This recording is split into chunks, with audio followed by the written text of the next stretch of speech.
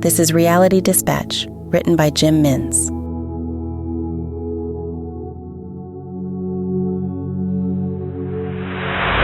She awoke with a migraine that blurred her vision. She proceeded downstairs, wrapping a wet towel around her head that matched the robe she had drawn on. Today was an important day. She needed her instincts, her wits, and her wisdom. She had been up until 4 a.m. drafting her judgment of the child killer, Marcus Moore. She would deliver this outcome to him at 12:30. She sat at her breakfast bar and stared at her dying lilies that had not been watered for weeks. Gavin presented her with a cup of fresh brew. "I put honey in it. Try it," he suggested. "Honey? It supposedly works." She took a sip to cast an opinion, happy to be given the task of a minor determination before she would deliver the more serious one later. "Yeah, sort of a..." She sipped again for confirmation. "Yeah." "Nice," she confirmed. "What's with the towel?" "Oh, I have a killer headache." He reached above the oven into the medicine cabinet and retrieved 2 paracetamol capsules. He presented them with a glass of water. "My hero. Don't forget it." He sat opposite her, but he remained silent. He knew not to engage on such days when her concentration on the task at hand was her primary focus. These decisions made her step outside her skin and required an objective touch. This objectiveness extended to a complete lack of analysis in a social context. Any discussion would cause her to question her beliefs, question her motifs, and possibly lead to her inadvertent persuasion that the determination she was to have on a subject could be the incorrect one. She'd rather avoid such conversation and the potential for abuse of justice, and just remain silent, even if her husband was home. They had been around each other long enough to know what approach to take in such circumstances. She sipped her coffee and continued to stare at the daisies in silence. Her head still ached. She drew her thoughts to her unfinished, unwritten judgment. The context of his crimes was put into a coherence she could understand. All that remained was his fate. Was he to live, or was he to die? She had 3 hours and 21 minutes left to decide. "I had the weirdest dream last night," she said, breaking protocol. Gavin leaned in, surprised at this departure from tradition. Mary continued, "I was floating in this liquid. This vast, large liquid. I mean, it was huge. If you were to zoom out, I'm sure it would have been the size of the ocean. Come to think of it, I'm pretty sure it was an ocean," she began. "And you were just floating in it?" "Right. Like in the Dead Sea, you know. Completely horizontal, just floating in this beautiful neon blue water that was huge and staring up at the sky, looking at the stars." She sipped her honey coffee some more and removed the towel from her head. "Then I could see all these other people around me, you know? Just floating around like I was.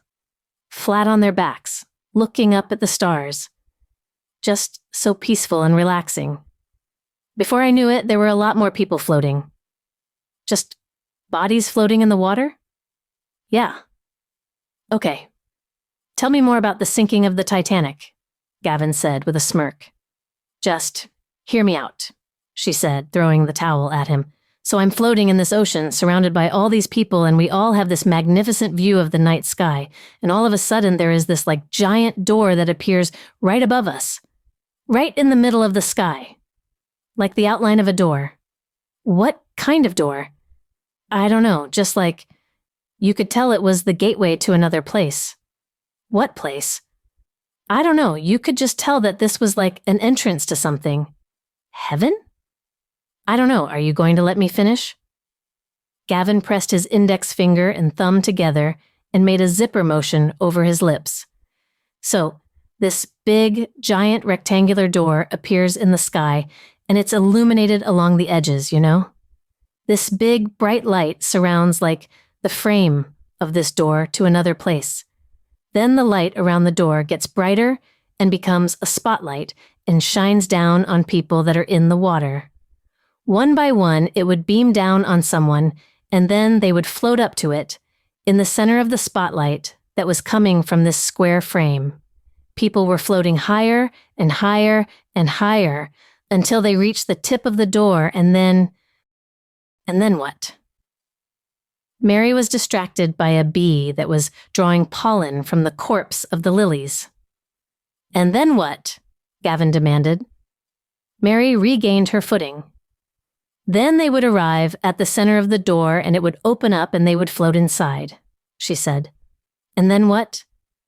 And then it would close and seal shut. Then another person would float out of the water and up into the sky and towards the door where they would wait until it opened for them. They would float inside and the door would seal shut behind them. This went on and on and on until almost everyone had been extracted out of the water. She stood up and took her mug to the kitchen sink. Did you get chosen? Chosen for what? Chosen to go to the door? No, it happened to everyone else but me. Maybe a few others I couldn't see. We all just watched as these people just floated up and off. Mary poured a glass of water from the tap and took a long drink. What do you think that means? I don't... She began to answer. Then she thought about the question. Well, the entire time the door was opening for these people to enter. All I wanted to do was to see inside. Everyone wanted to, I could sense it. We all tried so hard to get a glimpse of what was going on behind this giant door, you know, but we couldn't. So, I don't know. Gavin stood up and gave his wife a kiss as he left for the day.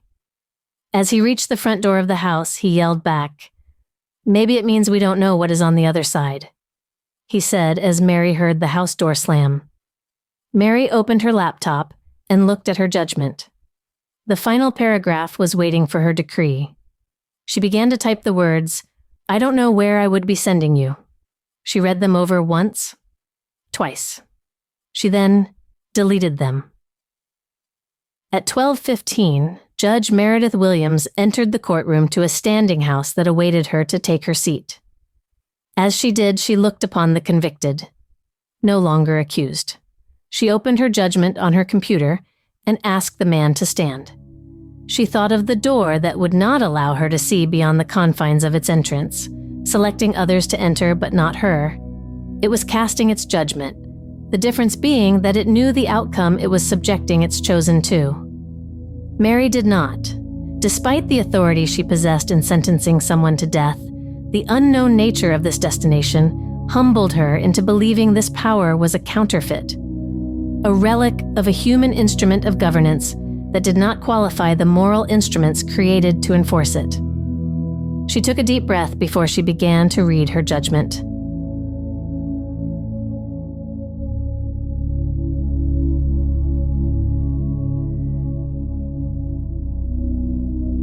For more stories of fact-based fiction, head to jimmins.substack.com.